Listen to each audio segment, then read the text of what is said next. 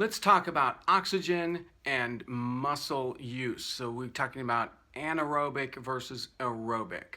Hi, I'm Dr. Peter Minke. This is Minke Wellness. And you've heard these terms, maybe, anaerobic exercise. You don't want to go anaerobic or aerobic. You want to stay in your aerobic exercise. Okay, so all that is referring to oxygen. We've got to make sure the muscles get oxygen and keep a constant supply of oxygen. Well, I'm pretty sure the only way they get oxygen is through the bloodstream, through circulation. Not a lot of oxygen absorbing through the skin, and so we really need to get that oxygen delivered to the muscles through the bloodstream. The bloodstream gets the oxygen from the respiratory system, from the lungs, which is why when you start exerting, the body naturally ramps up the breathing. You start breathing harder.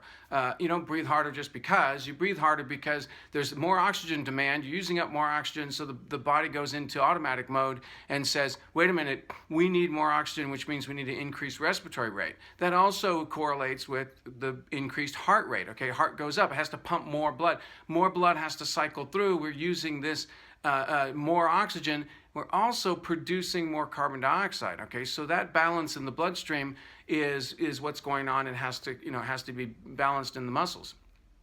So what happens if it doesn't go well? In other words, if we don't get enough oxygen into the muscle tissue, you're going to be tired. You're going to wear out sooner. You don't have enough. You don't have as much oomph, and you start going anaerobic. In other words, the muscles are still working, you're still contracting even though you don't have enough oxygen. Well, it's going to start producing energy through a less efficient mode, okay? So when you have enough oxygen, you burn your sugar and produce ATP in the mitochondria, and all of that happens, fairly efficiently.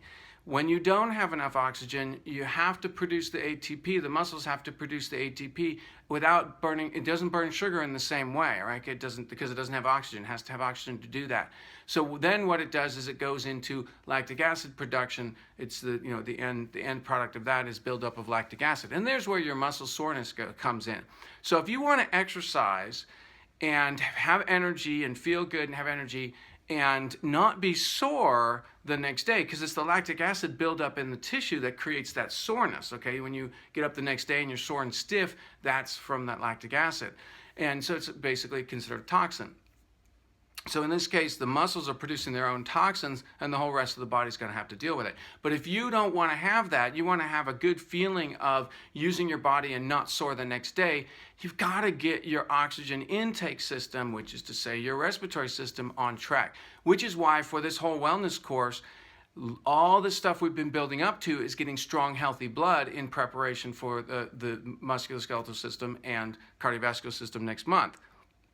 So let's talk a little bit, though, about the connection between the oxygen content and the mitochondria at the cellular level, and then the oxidative stress. Okay, so there's another thing that happens when we don't get enough oxygen to the muscle tissue and to the mitochondria, and that is a low oxygen state will actually start having your natural antioxidants, your glutathione and your vitamin C, start acting as pro-oxidants. In other words, the body starts producing, its own hydrogen peroxide and things, and nitric oxide. And at some level, those are good things because those are giving the response to the body to increase the vascular, dilate the vascular system for nitric oxide, keep the cardiovascular system healthy, actually. So nitric oxide is important. But too much of it or too much oxidative stress is going to harm the tissue, and so creates an oxygen debt. We talk about, oxygen debt in the tissue has to be repaid. A wellness debt in the body has to be repaid. Oxygen debt is one of those little specific terms, but it's just, to me, it's under the category of wellness debt. So low oxygen, okay, it is a problem at a cellular level for the mitochondria, and they actually increase oxidative stress. When you have low antioxidants, and we'll talk a little bit more about this, I think in tomorrow's video, when you have low antioxidants, then you end up with a very bad situation for the mitochondria, and you're actually getting damage at the muscle cell level. what you want is to have high oxygen, high antioxidant content. That is the best scenario we can have. High oxygen, high antioxidant. Okay, if you have a low antioxidant, even if you have a high oxygen, low antioxidant, that's not good. But really bad is low oxygen, low antioxidant. That becomes a really bad situation where even your protection mechanisms start getting converted. So anyway, the aerobic, anaerobic, and oxidative stress all linked in together in the muscle tissues. So this gets back to, we have to have a whole healthy system, and like I said, breathing is going to be, oxygen and water are your primary two nutrients, and we need to make sure those get delivered to the muscle tissue. And so let's do a little breathing and feel, because we've already done, if you haven't done this, I really strongly recommend you go back and learn some of this breathing, and learn and make sure you get a healthy respiratory system and a healthy circulatory system, which is the blood and lymph. So, but we're going to do that breathing. We've already done this before, so you kind of tune into this. I'm going to breathe into the lungs, make sure air saturates into the blood. I'm going to breathe into the blood, make sure the blood is strong and healthy and carries that oxygen around the body. And then I'm going to make sure that carbon dioxide leaves. So as I breathe into the blood, I'm going to exhale, and I'm going to pull carbon dioxide out of my tissues and out, okay? So there is my little mental imaginary exercise that brings my consciousness to the body. Read the Bible about the connection between breath and Spirit of God in us, okay? We are breathed into existence at every moment by God. This is God's tool for giving us life. I think it's our tool for helping that process to connect with God giving us life. We need to use breath to do that. And for those of you Christians who are hesitant to think about doing any breathing because you think that's very Eastern and it's going to be something that is weird or New Age, go on my website, minkewellness.com, and listen to my free audio on breathing for Christians. Okay, so breathe in, fill your body with that vitality. I mean, it doesn't matter whether you think of oxygen, O2 molecules coming in, or the love of God, or the sparkle of life, or power, or light, whatever works for you. I'm going to breathe that in, and I'm going to feel that circulation moving through the whole body, and anywhere it doesn't leaves a little darker spot, right? So I'm going to make sure right now I've got that to the back, so I'm going to make sure I push more fluid to the back, push more oxygen, so I'm going to make sure I fill up my whole body, get that whole body awareness. Okay, now I'm going to soak that into the muscles.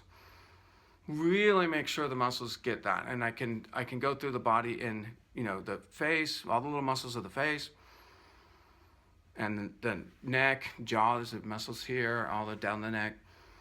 And I'm going to soak those with oxygen and energy. And then down the spine, on the other side of the spine, the long muscles, a lot of little muscles that crisscross along the spine. Really soak those with oxygen. All the way down to the tailbone. Now I'm going to come back to the lats, shoulders. Let's go to the shoulders. And over the shoulders and arms, upper arm, biceps, elbows, all that muscle tissue. We're going to soak those with oxygen. Arms and hands. Now we'll come back to the chest. You can do right and then left. If you need to break that up, you can slow this down, repeat it. Push pause, keep doing it. Down the abdomen, all the muscles that wrap underneath in the organs. The diaphragm is a muscle itself. The heart is a muscle itself. We'll do that a lot more next month. Make sure the heart's getting good oxygen. Make sure the muscles around we're just focusing on muscles. Focus on the muscles around the abdomen. Now in the hips. And of course, I'm sitting on the biggest muscles of the body, on my glute muscles. So I'm going to really kind of push oxygen into there, even though I know I'm squishing them, sitting on them. Now the thigh. So the front thigh, quad, and then back of the thigh, hamstring. all the muscles that wrap the knee down into the lower leg and all the little muscles of the feet and the toes. I actually just did the right leg. I'm going to go ahead and do the left leg. Hip, thigh. Again, I'm saturating the muscle with, so just breathe with me, saturating the muscle with oxygen. Okay, this is so good. Knee, I'm doing the left leg, thigh, hamstring, knee, calf, shin and foot. Now breathe in one breath, 1 or 2 breaths. Reactivate, just feel all the muscle tissue, feel the oxygen going into the muscle tissue. Now I'm going to exhale, pull all that carbon dioxide out. Okay, getting that conversion between oxygen and carbon dioxide. And so moving a little bit, you can start to feel the ATP production, start to feel the muscles fire up. There's an energy system there. I want to keep that oxygen flowing. So as you're doing your exercise, you can do this little breathing to really fill the system with oxygen and push that oxygen into the muscle tissue, right? And especially if you start feeling sore, start feeling winded, or you start feeling weak, you want to get that circulation. Go back to, if you can't feel this, if you're not making that connection at the time with the muscles, go back to fill the lungs with oxygen. Push the oxygen into the blood, follow the blood out there and get the blood, because it's really the blood that we need to connect to. It's the fluid that we need to connect to. Okay, so I hope this breathing has been kind of, we're getting back into doing a little bit more breathing and paying attention. So a little bit of knowledge, a little bit of action, a little bit of breathing, and it can just do amazing things for your health and wellness journey here. Okay, so keeping our muscles oxygenated, don't want to go anaerobic because we're going to get that lactic acid buildup. So we want to be active, we want to get our muscles contracted, but we want to deliver that enough oxygen to the system. And you can also, as you start to do this breathing, you can feed the sugar into the blood and into the muscles. Great way to sort of feel the whole metabolism, and we're not going to do that today. But all right, so happy wellness.